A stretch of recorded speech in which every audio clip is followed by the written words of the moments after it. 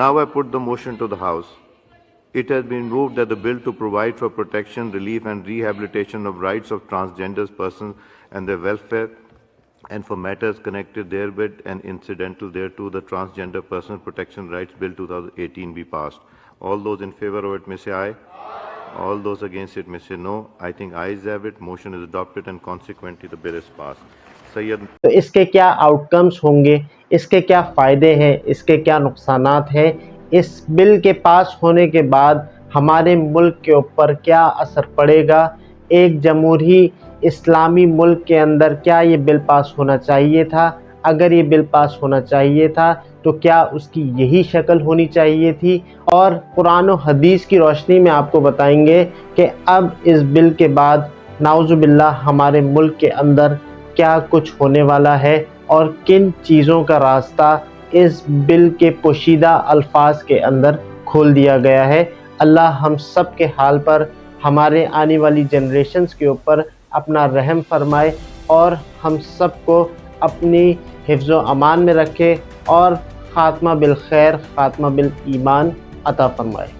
Video को start करते वक्त हम सबसे पहले नज़र डालेंगे कि इस बिल के अंदर मेन पॉइंट्स क्या क्या हैं। मैं बाकायदा एक एक पॉइंट रीड करते हुए उसको इंग्लिश में और उर्दू में आपको समझाने की कोशिश करूंगा कि हमारे मासूम बेचारे पाकिस्तानी इस बिल में इस्तेमाल होने वाले अल्फाज को अच्छी तरह समझ सकें, जान सकें कि इस बिल के थ्रू हम पाकिस्तानी कौम के साथ, हमारे जज्बात के साथ क्या खिलवाड़ किया गया है और हम उससे आज तक ना आशना है कि किस तरह का रास्ता, किस तरह की बेराह रवी का रास्ता अब इस बिल के थ्रू खोल दिया गया है और वो अनासिर जो गलत कामों में मुलव्वस हैं उनके लिए राहें आहिस्ता आहिस्ता हमवार की जा रही हैं।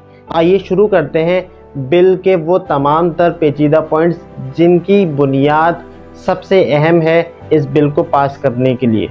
इस बिल का जो चैप्टर नंबर 2 है जिसका नाम है recognition of identity of transgender person, जिसके अंदर 4 पॉइंट्स हैं। पॉइंट नंबर 1 पढ़ते हैं। A transgender person shall have a right to be recognised as per his or her self perceived gender identity as such in accordance with the provisions of this act. Point number 2, a person recognised as gender under sub section 1 shall have a right to be himself or herself registered as self-perceived gender identity with all government departments including but not only limited to NADRA. कि एक transgender person अपने आप को, अपनी identity को नादरा के अंदर, जो हमारा CNIC प्रोवाइड करने वाला इदारा है, वो नादरा के अंदर अपने आप को लड़का है या लड़की है या जो वो समझता है, जो वो फील करता है, उस तरह से रिकॉर्ड करवा सकता है, उस तरह से अपना CNIC बनवा सकता है और नादरा को खुली इजाज़त होगी कि वो कोई भी शख्स उसके पास आकर अपनी सेल्फ आइडेंटिटी रिकॉर्ड करवाए और कोई भी उसको रोकने वाला नहीं होगा। Every transgender person being the citizen of Pakistan who has attained the age of 18 years shall have the right to get himself or herself registered according to self-perceived gender identity with NADRA or CNIC driving license and passport in accordance with the provisions of NADRA Ordinance 2000। 18 साल की उम्र के बाद अगर कोई शख्स नादरा जाता है तो वो अपनी मर्ज़ी के मुताबिक अपना जेंडर रिकॉर्ड करवा सकता है, अपनी सेल्फ परसीव्ड आइडेंटिटी कि वो मर्द है या औरत वो रिकॉर्ड करवा सकता है और बआसानी नादरा से अपना शनाख्ती कार्ड वसूल करेगा।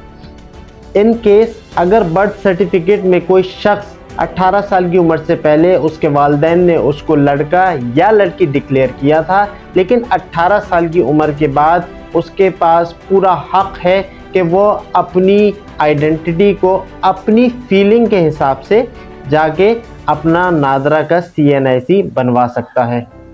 पॉइंट नंबर 4 जो कि बहुत इम्पोर्टेंट है, A transgender person already issued CNIC by NADRA shall be allowed to change the name and gender according to his or herself perceived identity on CNIC driving license passport in accordance with the provisions of the Act।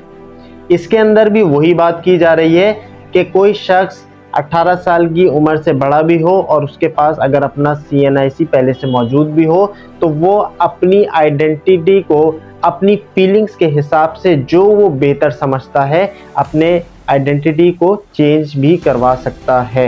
यानी अगर मर्द था तो औरत के तौर पे बनवा सकता है और औरत थी तो मर्द के तौर पे बनवा सकती है अपना नया CNIC। इसके अलावा जो मेन पॉइंट्स इस बिल के अंदर डिस्कस किए गए हैं जिसके नाम पर ये बिल जो है वो पास किया गया है कि protection of rights of transgender persons, वो ये है कि उनको ट्रांसजेंडर्स को जो है वो एजुकेशन की फैसिलिटीज़ मिलनी चाहिए, उनको लॉ प्रोटेक्शन मिलनी चाहिए, उनका कोई मजाक ना उड़ाए, उनको खाने पीने की सहूलियात हो, वो पब्लिकली घूम सकें, उनको कोई किसी किस्म की कोई हैरेसमेंट ना हो, उनको मेडिकल फैसिलिटीज़ मिले, उनको एजुकेशनल फैसिलिटीज़ मिले, उनको इनहेरिटेंस का राइट मिले, उनकी प्रॉपर्टी हो, वो लीगल वे में मतलब कि आम इंसान की तरह अपनी ज़िंदगी गुजार सकें। तो दोस्तों जैसे कि मैंने तमाम तर पॉइंट्स जो पेचीदा पॉइंट्स थे आपको पढ़ के सुनाए और उसको उर्दू में भी समझाने की कोशिश करी कि क्या क्या पॉइंट्स इस बिल के अंदर पेश किए गए हैं और इसका नाम भी यही है कि protection of rights of transgender persons. अब ट्रांसजेंडर पर्सन के राइट्स की प्रोटेक्शन की अगर बात की जाए तो बिलाशुबा इसके अंदर कुछ गलत नहीं है। इस बिल के अंदर एक लफ्ज़ भी गलत नहीं कहा गया है और सब कुछ बिल्कुल सही है। जाहिर सी बात है ट्रांसजेंडर पर्सन्स जो हैं वो अल्लाह ताला की बनाई हुई मखलूक है, वो ख़ुद से तो पैदा नहीं हो गए, अल्लाह ताला ने उनको पैदा फरमाया है तो लाजमी सी बात है उनको भी ज़िंदगी गुजारने का पूरा हक़ है और कोई उनसे उनके राइट्स छीन नहीं सकता। उनको कमाने की फैसिलिटीज़ होनी चाहिए, उनके पास जॉब्स होनी चाहिए, उनको एजुकेशन की फैसिलिटी होनी चाहिए, वो खुले आम घूम सके, अपनी राय का इजहार कर सके, एजुकेशन हासिल कर सके, अपना जो है गवर्नमेंट के अंदर सीट्स हासिल कर सके और हर तरह की एक्टिविटीज़ के अंदर, लीगल एक्टिविटीज़ के अंदर उनका हक़ होना चाहिए।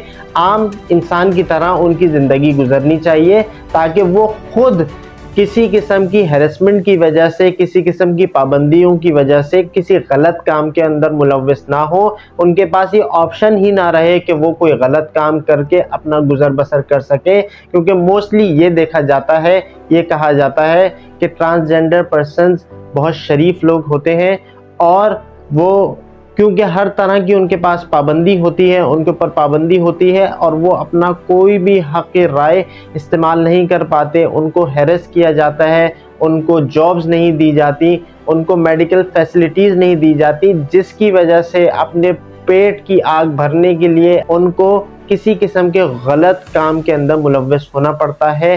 पैसे कमाने के लिए, रोज़ी कमाने के लिए उनको गलत कामों में मुलव्वस होना पड़ता है। लेकिन इस बिल के पास होने के बाद बिलाशुबा उनके लिए आसानी हो गई है, उनको हर तरह का राइट दे दिया गया है कि वो एजुकेशन हासिल करें, वो जॉब करें, उनको मेडिकल फैसिलिटीज़ मिलें, उनको घर ख़रीदने की फैसिलिटी हो, उनको माशरे के आम इंसान की तरह ज़िंदगी गुजारने का हक़ मिले। तो यहाँ तक ये बिल बिल्कुल सही है और मैं अपनी गवर्नमेंट को सल्यूट करता हूँ कि उन्होंने इतना बड़ा कदम उठाया और इंसानियत के लिए पहली दफ़ा शायद बहुत बड़ा काम किया है और इस पिसे हुए तबके को याद रखते हुए उसकी ज़िंदगी को आसान बनाया है। आइए अब हम जिक्र करते हैं कि हमारे मुल्क के अंदर जो ये ट्रांसजेंडर्स का एक्ट पास किया गया है, इसके अंदर और यूके के अंदर पास किए जाने वाले 2004 के अंदर जो लेजिस्लेशन पास किया गया था, बल्कि मेरे ख्याल में उससे भी पहले ये लेजिस्लेशन, ये एक्ट ट्रांसजेंडर्स का पास किया जा चुका था। तो उसके अंदर क्या अमेंडमेंट्स की गई थी और पाकिस्तान के इस बिल के अंदर और यूके जो कि एक गैर मुस्लिम कंट्री है उसके बिल के अंदर क्या फ़र्क है और क्या जो है ये पाकिस्तानी बिल के अंदर होना चाहिए था या नहीं। तो इसको भी मैं आपको रीड करके बताऊंगा ताकि आपको समझना आसान हो। मैं पाकिस्तानी बिल के पॉइंट्स भी पढ़ूंगा कि वो क्या पॉइंट्स हैं जो कि फ़र्क पैदा कर रहे हैं पाकिस्तान और यूके के पॉइंट्स के अंदर, और क्या वो पॉइंट्स यूके के बिल के अलावा पाकिस्तानी बिल के अंदर भी मौजूद होने चाहिए थे या नहीं। पॉइंट नंबर 3 जो था, recognition of identity of transgender person Pakistani bill के अंदर। Every transgender person being the citizen of Pakistan who has attained the age of 18 years shall have the right to get himself or herself registered according to the self-perceived identity with NADRA on CNIC driving license, passport and other official documents with the provision of NADRA Ordinance 2000 or any other relevant laws. ये point number 3 है कि 18 साल की उम्र तक पहुंचने पर जो शख्स चाहे वो अपना CNIC बनवाए, और वो जो महसूस करता है, अगर भले वो लड़के की शक्ल में हो या लड़की की शक्ल में हो, और वो अपने आप को इसके बरक्स जो है वो महसूस करता है, तो उसने जो है वो अपना CNIC उसी हिसाब से बनवा लेना है। यानी कि एक लड़का अगर लड़की महसूस करता है अपने आप को, तो वो लड़की का CNIC के अंदर इंदराज करवाए, और लड़की अगर लड़के के तौर पे महसूस करती है अपनी आइडेंटिटी, वो नादरा के अंदर लड़की के तौर पे जो है वो रिकॉर्ड करवा सकती है। पॉइंट नंबर 4 क्या कह रहा है, इसको गौर से सुनिएगा। A transgender person already issued CNIC by NADRA shall be allowed to change the name and gender according to his or her perceived identity to the CNIC driving license and passport in accordance with the provision of NADRA Act 2018। Point number 4 के अंदर इन्होंने बासानी बहुत बड़ी बात कह दी है। वो बहुत बड़ी बात यह है कि कोई शख्स 18 साल की उम्र में उसने अपना CNIC बनवाया, एक आदमी है उसने अपना CNIC 18 साल की उम्र में बनवा लिया, कोई मसला नहीं है। लेकिन 25 साल की उम्र में पहुंचने के बाद उसको ये एहसास हुआ कि वो आदमी जो है आदमियों में दिलचस्पी रखता है या औरतों में दिलचस्पी रखता है, और उसका जो ये जेंडर है वो जो है वो ये नहीं होना चाहिए था और उसको चेंज करवाना है। यानी आदमी ये महसूस करता है कि वो औरतों में दिलचस्पी रखता है और उसको औरत ही होना चाहिए, तो वो जाएगा नादरा के ऑफिस में और कहेगा कि भाईजान मैं तो एक औरत हूँ, औरत जैसी फीलिंग्स आती हैं, औरतों में रहना पसंद करता हूँ, तो मेरा बराए करम CNIC और नाम दोनों चीज़ें तब्दील करके मेरा जेंडर भी तब्दील कर दें और मुझे नया CNIC पकड़ा दें। और ये इस एक्ट के अंदर मौजूद है बात, कोई उसको रोकने वाला नहीं होगा, और नादरा वाले उसको सल्यूट करते हुए उसके हाथ में एक अदद नया CNIC पकड़ा देंगे। इसके बरक्स यूके के अंदर जो लॉ पास किया गया, जो ऑर्डिनेंस पास किया गया, जो एक्ट है, इस हवाले से ट्रांसजेंडर लोगों के हवाले से जो एक्ट है उसके अंदर क्या फ़र्क है, क्या इस अल्फाज इस्तेमाल किए गए। यूके के अंदर तकरीबन 1970 तक ये चीज़ आम थी उनके एक्ट के अंदर कि कोई भी शख्स, जैसे पाकिस्तानी एक्ट के अंदर है, कोई भी शख्स जाके अपनी मर्ज़ी से किसी भी वक्त अपनी आइडेंटिटी मेल या फीमेल की चेंज करवा सकता है अपने बर्थ सर्टिफिकेट के ऊपर, और उसको कोई रोकने वाला नहीं होगा। और यही चीज़ आज सन 2022 में पाकिस्तानी जो है वो एक्ट के अंदर मौजूद है, जो मैंने आपको पढ़ के सुनाई। लेकिन इसके बाद यूके की गवर्नमेंट ने क्या किया और वहाँ पे क्या हुआ, इसको डिस्कस करते हैं और फिर अपने एक्ट के साथ कंपेयर करेंगे। Trans people have been able to change their passports and driving licenses to indicate their preferred binary gender since at least 1970, जैसा कि मैंने आपको बताया। The European Court of Human Rights ruled on 11th of July 2002 that a trans person's inability to change the sex on their birth certificate was a breach of their rights under Article 8 and Article 12 of the European Convention of Human Rights. Following this judgment, the UK government had to introduce a new legislation to comply। यानी कि उनके अंदर भी ये बात उठाई गई, 2002 के अंदर ये मुद्दा उठाया गया कि ये इस तरह से कोई भी शख्स मुँह उठा के आए और वो अपनी आइडेंटिटी को, अपने जेंडर को चेंज करवाने की बात करे तो ये गलत है और इसके हवाले से कोई न्यू रूलिंग पास होनी चाहिए, कोई नया लॉ बनाया जाए ताकि इसकी रोकथाम की जा सके। वरना तो कोई भी शख्स किसी भी वक्त आके अपनी मर्जी के हिसाब से अपना जेंडर बनाने की बात करेगा और हम उसके खिलाफ हैं और ऐसा नहीं होना चाहिए। तो उस पर क्या एक्शन हुआ, क्या अमल दरामद किया गया? Transgender people were prior to the ruling able to have their birth certificate informally amended to reflect their gender identity. The ruling prevented the amendment of the sex marker on birth certificates for other than clerical issues. The 2002 ruling by the European Court of Human Rights resulted in Parliament passing the Gender Recognition Act of 2014। यानी उसके बाद उन्होंने एक gender recognition act 2014 के नाम से पास किया कि उसके अंदर क्या अमेंडमेंट होनी चाहिए जो कि रूलिंग पास की गई थी। अब वो क्या एक्ट था, उसके अंदर क्या मुद्दा था जो कि उन्होंने अमेंड किया, चेंजिंग की, वो मैं आपको बताता हूँ। The gender recognition act of 2004 enables transsexual people to apply to receive a gender recognition certificate GRC।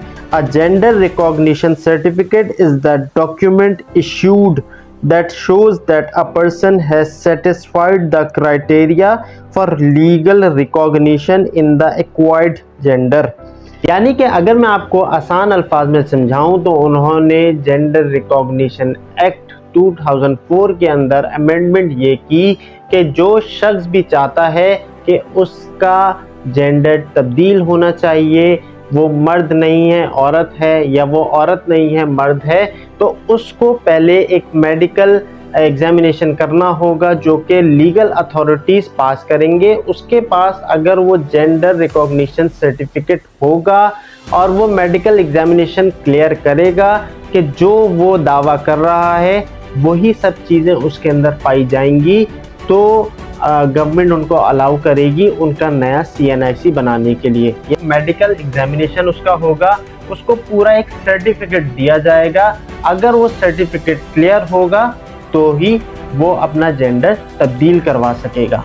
तो मेरे पाकिस्तानी मासूम भाइयों, जैसे कि मैंने आपको पाकिस्तान का भी ये एक्ट पढ़ के सुनाया, पॉइंट नंबर 4 में साफ लिखा है कि अगर किसी शख्स के पास नादरा का पहले से CNIC मौजूद है और उम्र के किसी हिस्से में उसको ये महसूस होता है कि भाई मैं जो है वो आदमी नहीं हूँ औरत हूँ, या मैं औरत नहीं हूँ आदमी हूँ और मेरा CNIC जो है वो उसी हिसाब से तब्दील हो जाना चाहिए, तो नादरा इस पर कोई ऑब्जेक्शन नहीं कर सकता।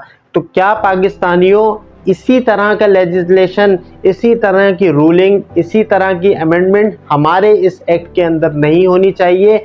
वरना खुदा की कसम आप खुद सोचिए कि इस पोशीदा एक्ट के ज़रिए हमारी गवर्नमेंट ने कितना बड़ा रास्ता खोल दिया है।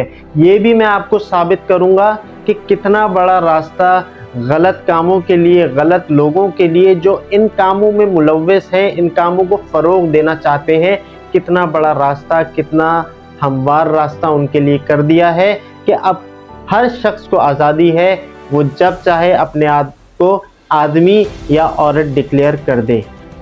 क्योंकि हमारी गवर्नमेंट ने ऐसी कोई पाबंदी लगाना ज़रूरी समझा ही नहीं कि अगर कोई शख्स आता है और वो अपना जेंडर तब्दील करवाना चाहता है तो उसका किसी किस्म का कोई मेडिकल एग्जामिनेशन किया जाए, जबकि वो गैर मुस्लिम लोग जिनके यहाँ ये सब चीज़ें ऑलरेडी आम हैं और उन्होंने भी इस बारे में सोचा, उन्होंने भी अपनी इतनी अक्ल इस्तेमाल करी कि इस तरह से खुली छूट नहीं दी जा सकती, बल्कि इसके लिए एक मेडिकल एग्जामिनेशन सर्टिफिकेशन होना चाहिए। अगर वो साबित हो गया कि वो शख्स सही कह रहा है तो उस सर्टिफिकेट के बलबूते के ऊपर उसका जेंडर तब्दील किया जाएगा और जो भी लीगल डॉक्यूमेंट्स होंगे वो तब्दील किए जाएंगे। तो आप बताइए, आप अपनी अक्ल को इस्तेमाल कीजिए कि दोस्तों इस ट्रांसजेंडर एक्ट जो राइट्स प्रोटेक्शन के लिए ट्रांसजेंडर्स के नाम के ऊपर अगर निकाला गया है तो उसके आड़ में कितना बड़ा राह हमवार कर दी गई है गलत कामों के लिए। और अब हर शख्स जो कोई भी गलत काम, गलत लीगल एक्टिविटी के अंदर मुलव्वस है, अब उसके पास खुला रास्ता है कि वो नादरा में जाके अपनी मनपसंद आइडेंटिटी हासिल करके अपना मनपसंद गलत काम करे। दोस्तों स्क्रीन पे अब आपको नज़र आ रहा होगा कि पाकिस्तान के अंदर ट्रांसजेंडर्स की टोटल कितनी पॉपुलेशन 2017 के सेंसस से अब तक जो है वो मौजूद है। अगर 1947 में पाकिस्तान बना था और 2017 में सेंसस किया गया ट्रांसजेंडर्स के हवाले से, तो उनकी तादाद जो निकल के आई वो 10,000 और समथिंग है। ये पूरी फिगर आपके पास स्क्रीन पे मेरे बैकग्राउंड में आ रही है कि अगर इसका डिवीज़न भी देखा जाए तो सबसे कम फाटा KPK में, सबसे ज़्यादा पंजाब में, देन सिंध में, और फिर जो है वो बलूचिस्तान और NWFP में होते हुए सबसे कम जो है वो फेडरल कैपिटल टेरिटरी के अंदर मौजूद हैं ये अवाम। यानी टोटल नंबर जो है वो 10,000 समथिंग का है। और अगर 2017 से लेकर 2022 तक भी इसको काउंट कर लिया जाए तो मेरे भाई शायद 500 या 1000 लोग मज़ीद ऐड हो गए होंगे। आपको खुद अंदाज़ा होना चाहिए कि इस कौम की, ये बेचारे ट्रांसजेंडर्स की ज़्यादा पैदाइश नहीं है, ज़्यादा अवाम नहीं है। पूरी दुनिया के अंदर भी अगर आप हिसाब लगाएं तो डेटा के मुताबिक 1% भी इनकी पॉपुलेशन नहीं बनती टोटल पॉपुलेशन से अगर कंपैरिजन किया जाए। तो क्या इतनी सी पॉपुलेशन के ऊपर इतना बड़ा एक्ट, इतनी आज़ादी भरा एक्ट हमारे इस्लामी जमहूरिया पाकिस्तान जो कि इस्लामी मुल्क है, वहाँ पे क्या इस तरह के एक्ट की ज़रूरत थी? और अगर इंसानियत के नाम पर इस तरह के एक्ट की ज़रूरत थी कि उनको इंसानी हुकूक दिलाए जाएं, तो मेरे भाई इतने बड़े इंतज़ामात करने की ज़रूरत नहीं थी। उसके अंदर थोड़ी सी पाबंदियां भी लगाते।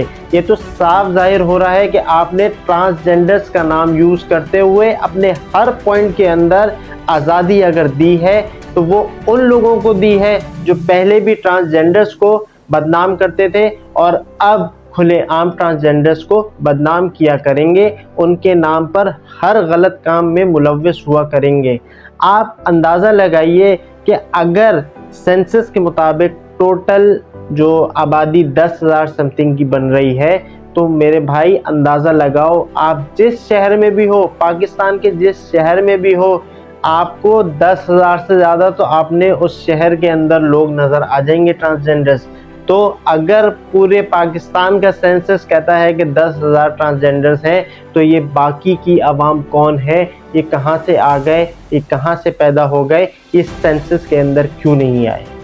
क्योंकि मेरे दोस्तों, मेरे प्यारे, मेरे मासूम पाकिस्तानियों, ये वही लोग हैं जिनको फ़रोग़ देने के लिए ये बिल पास किया गया है, ये एक्ट पास किया गया है। इन्हीं लोगों के लिए, इसी तरह के नकाबपोश लोगों के लिए आसानी की गई है कि वो लोग जो कि ट्रांसजेंडर बन के घूमना चाहते हैं और गलत कामों में दिलचस्पी रखते हैं, अपनी नफसानी ख्वाहिशात को पूरा करना चाहते हैं, वो अब इस एक्ट के थ्रू आज़ाद हैं। उनको कोई रोक टोक नहीं है, कोई रोकने वाला नहीं है, कोई उनसे पूछने वाला नहीं है। मेरे प्यारे पाकिस्तानियों, इस बिल को बगौर पढ़िए। मैं इसकी कॉपी भी डिस्क्रिप्शन के अंदर अटैच करूंगा और जितने भी मुझे लीगल जो है पॉइंट्स मिलेंगे और जो जो चीज़ें मैं आपके साथ डिस्कस करता जा रहा हूँ, सारी चीज़ें डिस्क्रिप्शन के अंदर जो है वो शेयर करूंगा। आप खुद भी बगौर जायज़ा इसका लीजिएगा और अंदाज़ा लगाइएगा कि इस एक्ट के थ्रू, इस बिल के थ्रू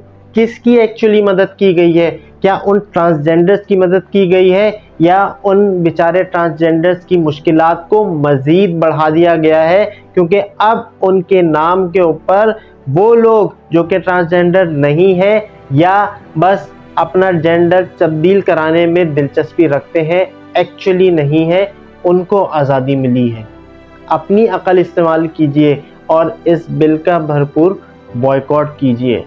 दोस्तों, अपने इस टॉपिक को समेटते हुए अब हम जिक्र करेंगे कि अल्लाह ताला ने कुरान पाक में इस हवाले से क्या क्या अहकामात दिए हैं, अहादीस में किस तरह से इसका जिक्र किया गया है, और मैं थोड़ा सा रिलेट करने की कोशिश करूँगा इस बिल को कुरान और हदीस की रोशनी से। दोस्तों, हम जिन्स परस्ती, होमोसेक्सुअलिटी, हम जिन्स परस्ती, अगर हम इस अपने बिल के हवाले से बात करें तो बज़ाहिर ट्रांसजेंडर्स का नाम लिया जा रहा है, और हम जिन्स परस्ती के हवाले से कोई ना बात की गई है, ना नाम लिया गया है, और ना ही इस तरह की कोई चीज़ बज़ाहिर नज़र आ रही है। लेकिन जो फैक्ट्स एंड फिगर्स मैंने आपको बताए कि किस तरह की रूलिंग पास की गई है, किस तरह की आज़ादी दे दी गई है, तो मेरे दोस्तों बताइए कि क्या हमारा माशरा खुदा ना खास्ता अब हम जिन्स परस्ती की तरफ नहीं चला जाएगा? वो दुश्मन अनासिर, वो गलत अनासिर जो कि इन कामों में मुलव्वस हैं, क्या अब ये सब चीज़ आम नहीं हो जाएंगी कि जो दो लोग आपस में साथ रहना चाहते हैं वो अपना किसी भी किस्म का CNIC बनवा कर आज़ादी के साथ ज़िंदगी गुजारने पर जो है वो उनके पास लाइसेंस होगा, उनका हक होगा। इस एक्ट के थ्रू उनको पूरी आज़ादी होगी कि दो लड़के भी आपस में अब रह सकेंगे, दो लड़कियां भी आपस में साथ रह सकेंगी, क्योंकि कोई रोक टोक नहीं है। जो शख्स जब चाहे अपना जेंडर तब्दील करवा ले। मैं अगर इसकी छोटी सी मिसाल दूं तो आप लोग प्लीज़ बुरा ना मानिएगा, ये सिर्फ छोटी सी एक मिसाल है। लेट्स सपोज एक लड़की है और दूसरा कोई लड़का है। लड़की पसंद करती है लड़कियों को साथ रहना, और वो चाहती है कि ये लड़का मुझे पसंद है लेकिन काश ये लड़की होता। तो अब उसके पास पूरा इख्तियार है कि वो लड़का अपनी जिन्स को तब्दील करवा ले, अपनी जिन्स को तब्दील करवा के भी जा सकता है और बग़ैर करवाए भी मेरे भाई जा सकता है, क्योंकि किसी मेडिकल एग्जामिनेशन की, किसी मेडिकल सर्टिफिकेट की ज़रूरत नहीं है हमारे नादरा के डिपार्टमेंट को किसी शख्स को लड़के से लड़की डिक्लेयर करने के लिए। तो अब इस तरह के लोगों की मुश्किल आसान हो गई है।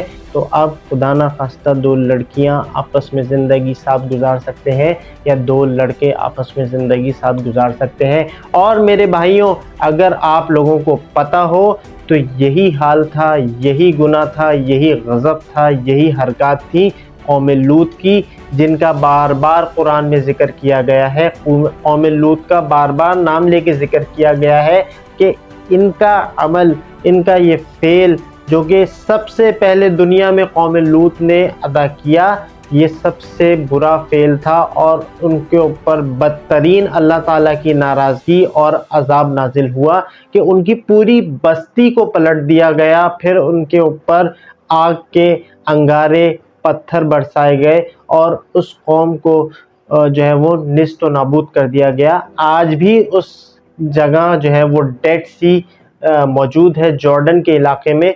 डेड सी वही जगह है जहाँ पे कौम लूत को गरक किया गया था, जहाँ उनकी आबादी थी, और अल्लाह ताला ने उस कौम से नाराज़ होते हुए हज़रत लूत अलैहिस्सलाम को बचाया, उनकी दो बेटियों को बचाया, और उस कौम को उनकी बीवी के साथ उस कौम को गरक कर दिया, क्योंकि वो हम जिन्स परस्ती के अंदर मुलव्वस थे और अपने दीन की तरफ नहीं थे, अल्लाह की तालीमात को नहीं मानते थे।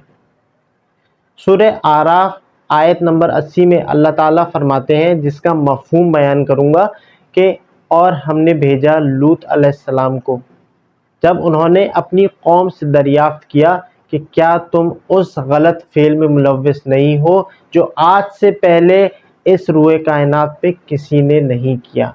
यानी कि ये इशारा था हम जिन्स परस्ती की तरफ, और इससे साबित होता है कि ये गलत फेल, ये गलत काम हज़रत लूत अलैहिस्सलाम की कौम ने सबसे पहले शुरू किया, और मैंने आपको बता दिया कि अल्लाह ताला ने उसको किस तरह से गरक किया।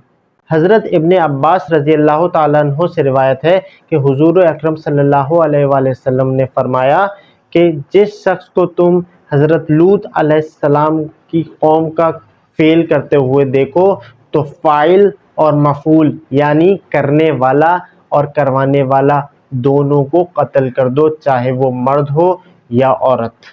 तिरमिज़ी शरीफ की ये रिवायत है, आराम से मिल जाएगी।